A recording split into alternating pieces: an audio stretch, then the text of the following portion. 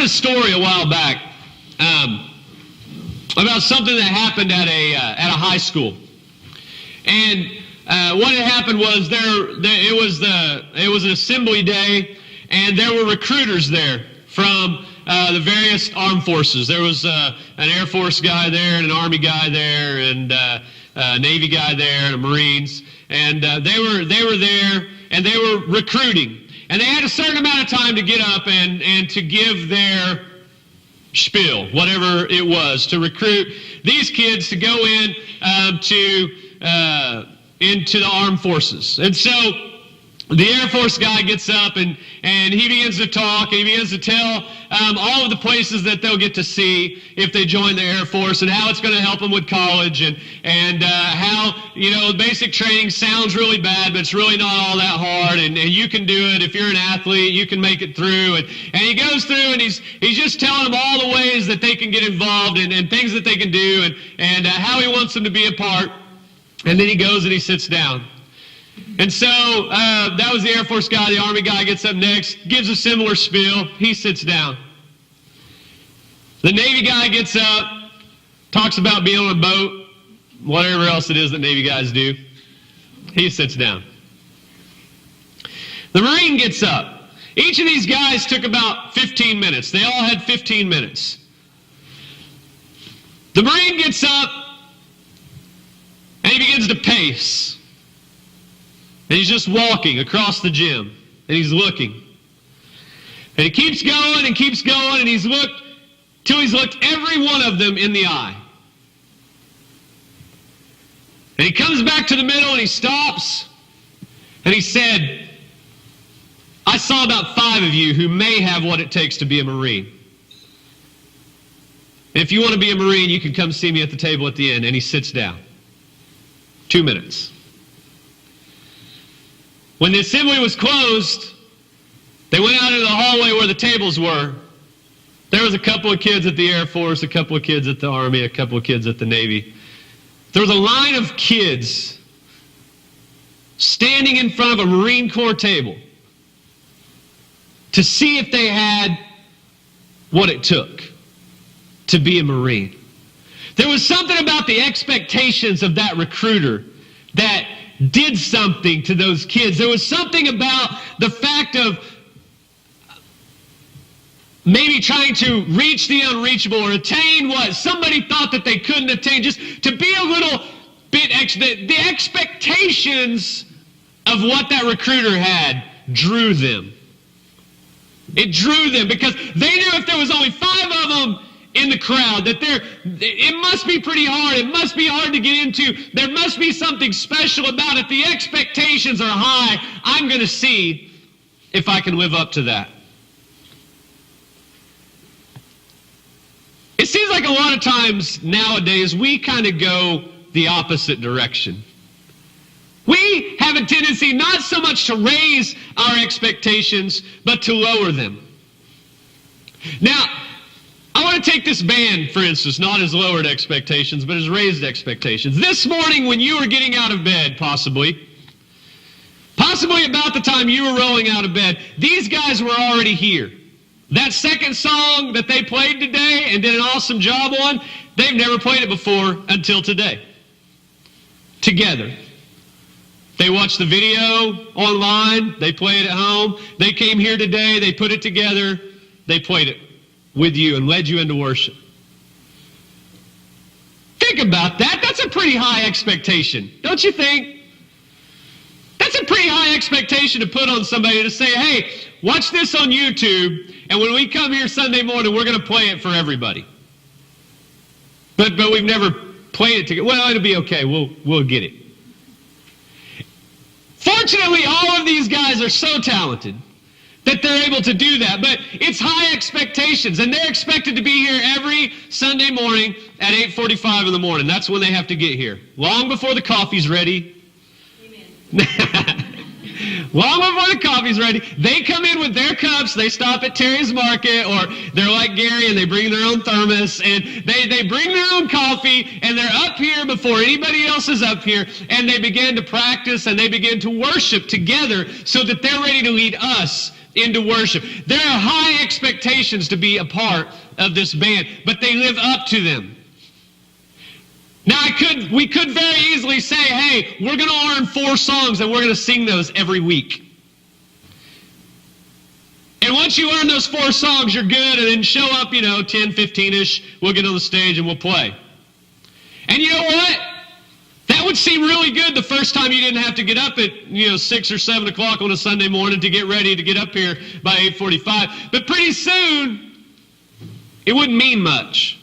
Pretty soon, it just wouldn't show up till, after the countdown's already running. And, it's just time maybe to get the instrument tuned. And if it's not, then, I'll just slide up and down until I find it close to tune. And it would get to the point where, well, it's not that important. They don't really need me. If I miss, it's okay. If we were to lower the expectations, you would see the quality of the awesome music that these guys put out every week. If we lowered the expectations, you would see the quality lower as well. There's something about people having expectations of us that makes us perform better. As a church, we have lowered expectations in certain areas to be able to attract people, to make it comfortable for people. In our longing for everybody to fit in and everybody to be comfortable, we have lowered some expectations. Now, let me stop right here. And let me say that some expectations needed to be lowered. Some people take it upon themselves to be like God.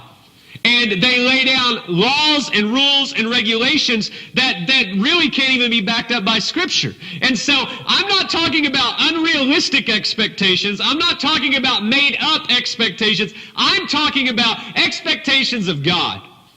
And we lower them sometimes in order to attract people. Other churches do. We don't. We're good. We don't do stuff like that. But other churches do stuff like that. Other people, we do it just as Christians. We lower our expectations of people so that they will feel accepted by us.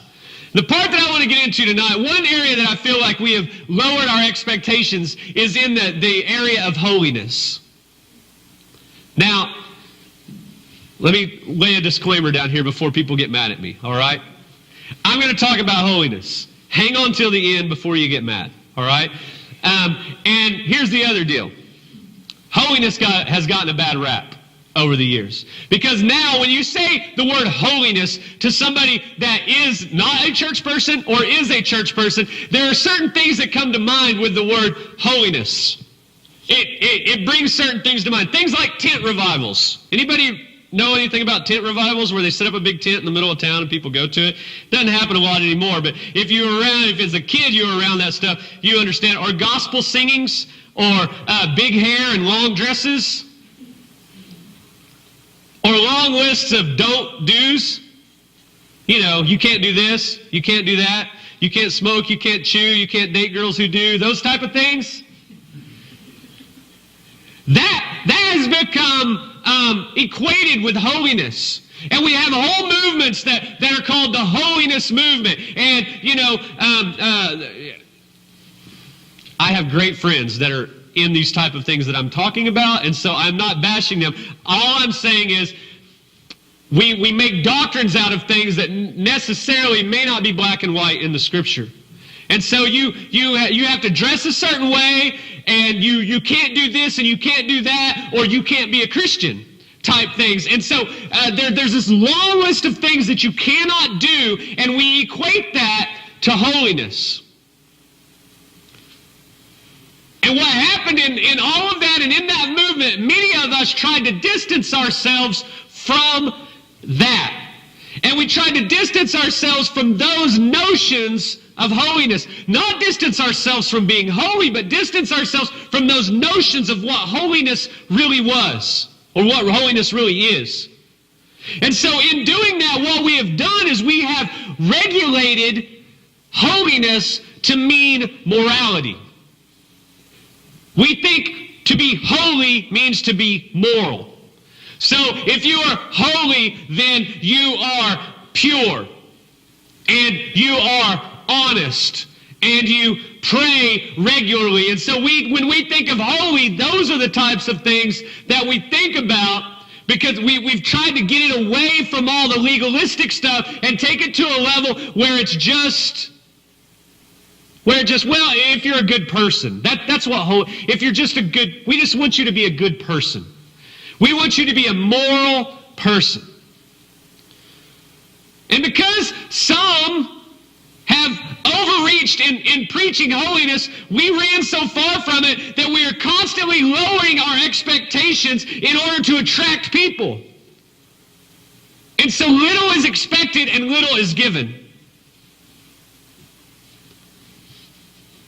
One thing that I can say about those people that are in the holiness movement, or those people that were a part of a holiness church, I grew up in that type of a church. One thing I can say about them is they're sold out to it. You think about it. If you're in that type of a movement, if you go to the ones that are really just what they call Bible-believing holiness people, the girls don't wear makeup. Some of those girls need makeup. They don't wear it. But that's being sold out to it. I mean, that's sold out to it. Those guys date those girls, marry those girls, and they look differently than you can spot them. You know what they look like, and I'm not bashing them. If that's what they want to do, and that's their way of following God, I am all for them. And so don't think that I'm belittling it in any way, shape, or form. That was a little making fun of the makeup thing, but that was all in good fun. But if that's the way that they see fit to serve God, I back them all the way. I think it's great, because if you look at them, they're normally very sold out to it. And they're normally very sold out to the church. And they're a tight-knit group. And they do everything together. And they are there for each other. And they're much like the early church, where they have all things in common. And where they look after each other and they take care of each other. And if someone's in need, they wrap their arms around them and they take them in. And so they have that part of holiness down really well. But we've gone so far away from that we just lowered our expectations. And we said, well, if you just try your best to be a good person, then that's really all that God's asking of you. And that's not true. Can I just tell you right now, you being a good person is not what God asks of you. It's not. You being a good person is not all that God has asked of you. He paid much too high of a price for you to just be a good person. He called for something much harder. 1 Peter chapter 1, verse 15. It says, but now you must be holy in everything you do, just as God who chose you to be his children is holy. For he himself, God himself, has said, you must be holy because I am holy. He didn't say you must be a good person because I am a good person. He didn't say you must be moral because I am moral. He said you must be holy because I am holy. So what is holiness? If it's not the way you dress and it's not that stuff that you just talked about, what is holiness? Because God, it plainly says here, He says, you must be holy because I am holy. So God is asking for holiness. And God is asking for holiness, and we are giving him goodness. Think about that. His expectation is holiness, and we're giving him goodness many times. So what is holiness? What does it mean to be holy? I'm not a Greek scholar. Not. Just everybody started coming here and knew that from the beginning. We've been open and honest about that. Not a Greek scholar. But I do know how to use the computer, and I do know how to look up things. The Greek word for holy is hagios. And if you go back to the Greek word this is what the definition of holy was. Different, That's why they would say the temple is holy. It's a holy temple. It wasn't, when they would build these temples and call them holy temples, it wasn't so much that God necessarily was in the temple. That wasn't what made it holy. It was the fact that it was different. The temple looked different than every other building. If you walked into a town in those days, you could spot the temple because it was different. It was holy. That's what that word can be used to mean different. That temple was different. You could spot it. You could spot the temple because it was different. It was set apart. It means to be set apart for. Or to be like the Lord. To be like the Lord and different from the world. That's what the word holy, as used here in 1 Peter, means.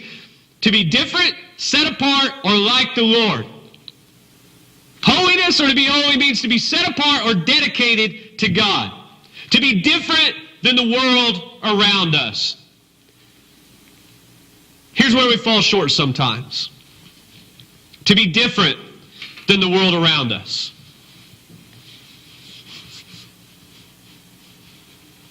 The Bible says that we are in the world but not of this world. We are called to be holy, which is to be different. To look different, to act different.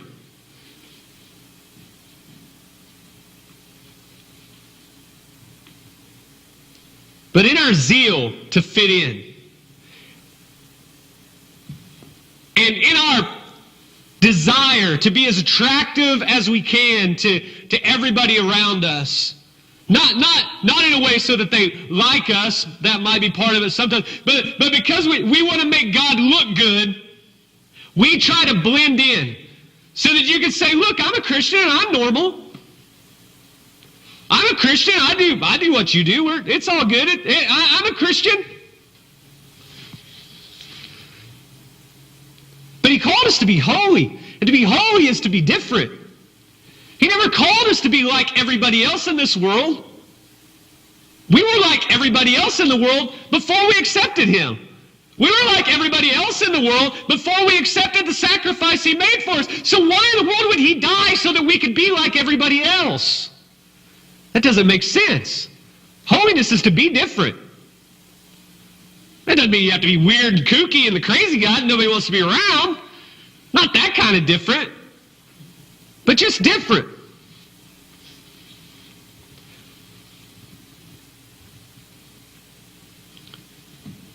The greatest testimony I've ever had happened to me just not too long ago in a conversation I was having with somebody in this community that many of you would know, but I'm not going to mention his name because it was a conversation between him and I. But as I was sitting down talking to him one day, he said, you're different than I thought you would be. And I said, I'm sorry, I don't know what that means. But he said, no, I had these expectations of what you would be when I found out who you were, and that's not who you are. And I said, now I'm just confused. I have no clue what you're talking about. And he said, I knew you acted differently. I knew you talked differently. I knew that. He said, you like all these people that I don't like. And he said, normally that would make me not like you. But he said, I find myself talking to you. I find myself trusting you. I find myself telling you things I don't tell everybody else because there's just something different about you.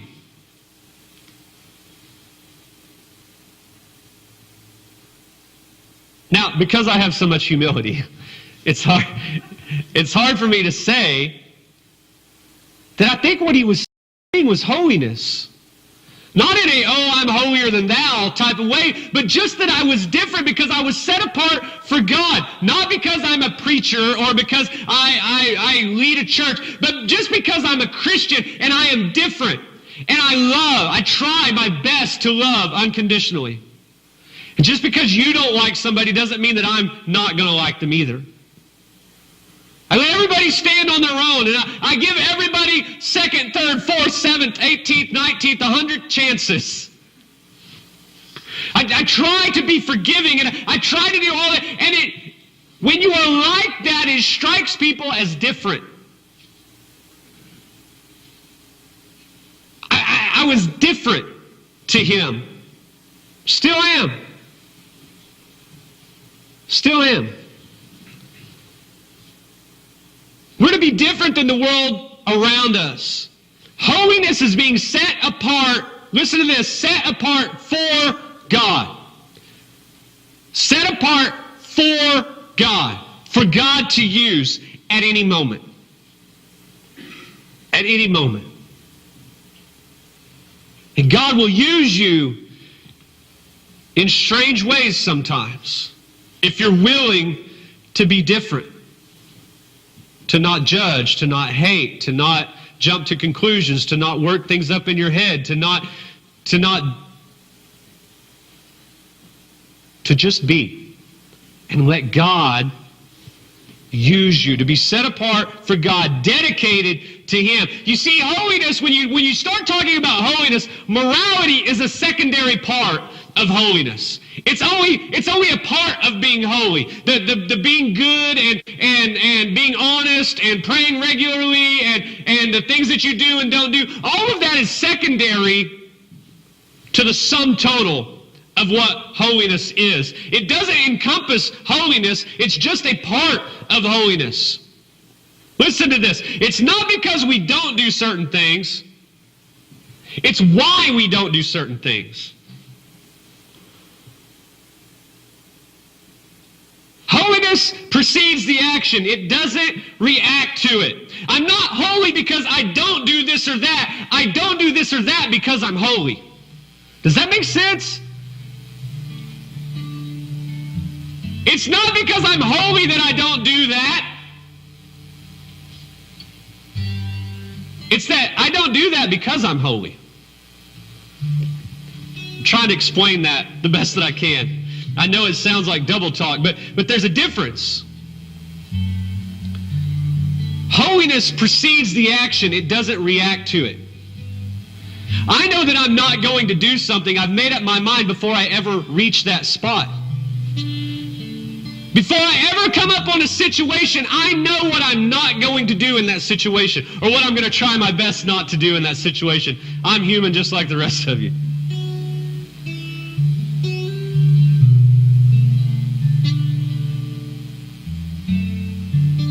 And whether or not I act the right way or the wrong way does not change my holiness. Because my holiness is not something that I have attained. Your holiness is not something that you have went through this list of things that you had to do and list of things that you couldn't do, and you finally got to the place marked holiness. It's not something that you've just arrived at because of your actions. We are made holy through a relationship with God. Turn over probably one page in your Bible, but it may be more, depending on how blind you are at this age. But if you have small print, it's going to be one page. Big print might be 2, 4, 5 pages. I don't know. 1 Peter chapter 2. And really, it should be the next page, I hope. If not, get some glasses, people. 1 Peter chapter 2. Verse 9. It says, "But you are not like that, for you are a chosen people." Listen to this. This is important. You are a chosen people. You are a kingdom of priests.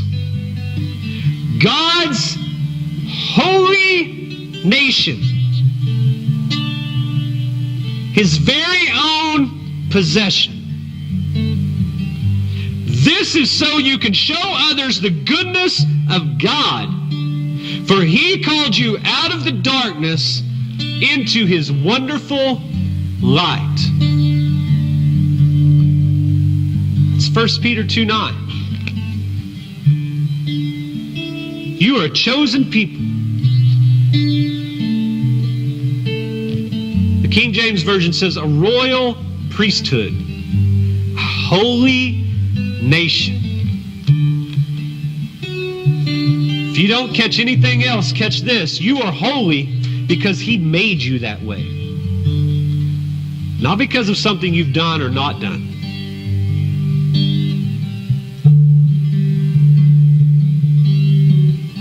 So this whole idea of striving for holiness sits kind of wrong with me. I mean, I strive for a relationship with him, the best relationship I can have, and holiness is a byproduct of that. It's kind of like this. If you want to test your relationship with God, see what your holiness meter is reading. That has very little to do with what you're wearing and everything to do with what you're saying. It has very little to do with what you look like and everything to do with what you're doing. Your holiness is a byproduct of your relationship with him. So, when I say I'm not holy because I don't do this or that, it's really that I don't do this or that because I'm holy. Because whether I do that or not does not factor on my holiness. It was already given to me. It was given to me by God. I am chosen by him. That statement seems really narcissistic until I say, you are chosen by him. We all are chosen by him. You are chosen by God himself as a royal priesthood. What do priests do? They share the message. They share the message of love. They share the message of goodness. They share the message of the sacrifice that Jesus made for us. You are a royal priesthood and a holy nation. Holy nation. Now the question is, are we acting like a holy nation? I think a lot of times we don't, because the expectations we have set for each other are pretty low.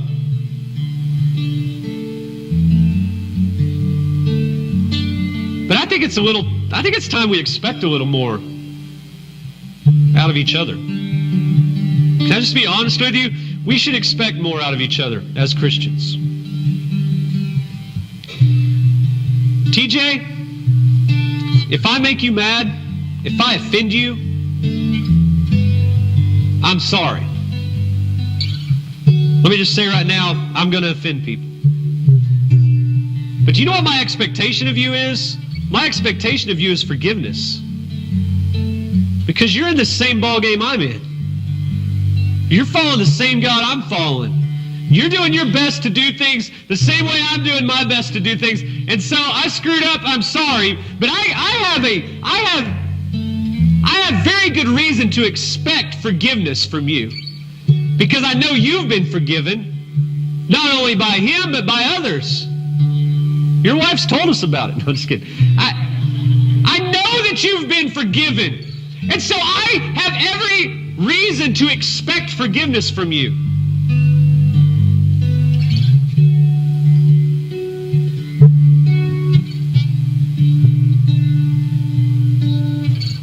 And you have reason to expect me to humble myself. We don't do that, though. Think about that. We don't do that. We may somewhere deep down want to do that sometimes. But as a rule, we have very low expectations of other people. Or we swing the other way and just have unrealistic expectations. And we expect them to live up to all of our expectations, but us not have to live up to theirs. I'm telling you, if we will all just live in the holiness that we've been given, all that gets a lot easier.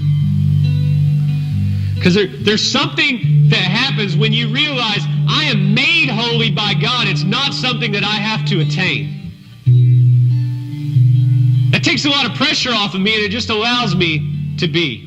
And it allows me to forgive. And it allows me to admit when I'm wrong. It allows me to admit when I've overstepped my bounds. It allows me to admit when I've hurt somebody. Because if I don't fear losing everything I've strived so hard to get towards, I'm almost to holiness. I can almost reach it, but I can make Gary mad. And if I admit that I did what I really did, and I know I did, and Gary knows I did, then somehow I begin to step back from holiness, and I haven't attained it. But that's not the way it works. I'm smack dab in the middle of holiness. God gave it to me. I just need to live in it. Just live in it. You are a chosen people, a royal priesthood, a holy nation. So my expectations of you and God's expectations of you and everybody's in here expectations of each other is to be holy. Be holy. Be different. Be quick to forgive. That's different. That's different. To be quick to forgive, that's almost crazy different. We hold grudges. We don't even like the state of Kansas now because we lost yesterday in football.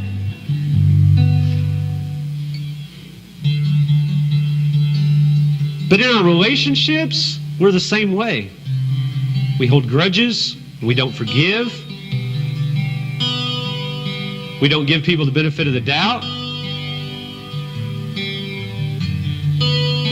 The expectation of God on your life is one of holiness. Holiness outside of relationship with Him leads to judgment.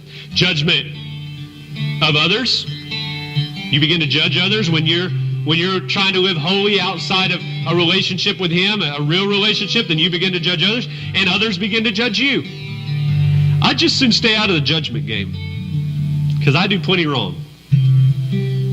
I want to live in holiness. It has nothing to do with what I wear. It has everything to do with my heart. My heart. Where's your heart this morning? Are you living a life of holiness? It's not because you haven't quite attained it yet. This is what somebody needs, and I'm gonna close. This is what somebody needs. This is not something you're going to get tomorrow. It's not something you say, well, I'm just working towards it. You have it. You have it.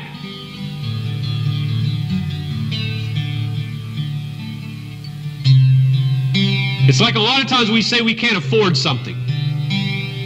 Most of the time you probably can. You're just going to have to give up something else in order to pay for it.